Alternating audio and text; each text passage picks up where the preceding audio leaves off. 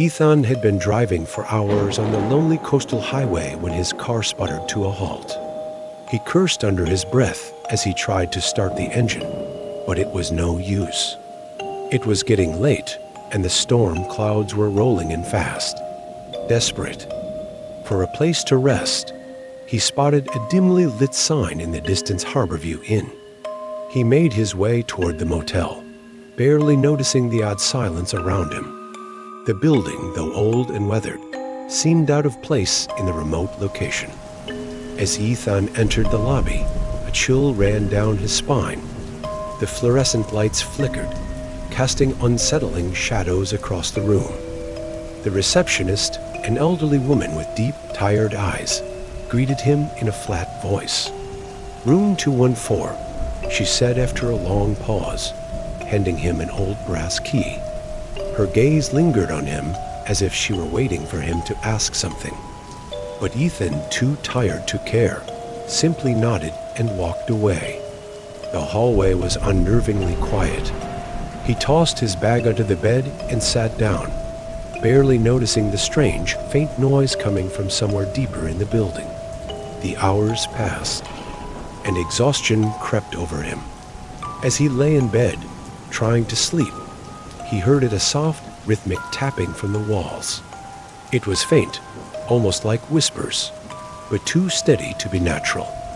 Ethan's heart skipped a beat as he sat up, straining. To hear, the tapping stopped abruptly. A shiver ran down his spine. He dismissed it as the building settling and tried to relax. But then he heard something else: footsteps, slow and deliberate, pacing outside his door. His breath caught in his throat. He got up, his heart pounding in his chest, and peered through the peephole. There was no one there, only the dimly lit hallway stretched into the distance. The footsteps had stopped. Confused and uneasy, Ethan backed away from the door and turned back to the bed.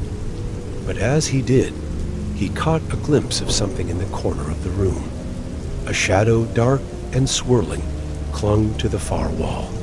It flickered and moved like a wisp of smoke, but it had an undeniable presence. Ethan froze, his pulse quickening. The shadow grew larger, darker, and closer. He could feel its coldness, its weight pressing into the room. He scrambled for his phone to call the front desk, but the signal was gone.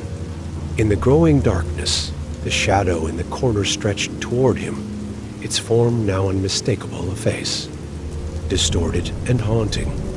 The cold in the room became unbearable, and Ethan's breath came in shallow gasps as the figure drew closer.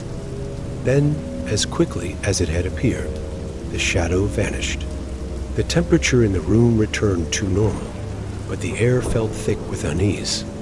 Ethan didn't stay another moment.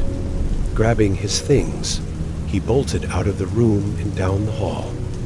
As he passed the lobby, the receptionist didn't even look up, her eyes fixed on the same spot, her expression unchanging. "Room 214, she muttered, her voice a rasp. Ethan ran to his car and sped away, not daring to look back. But when he passed the hotel one last time, he saw a figure standing in the window of room 214. The same face from the shadow, staring out at him.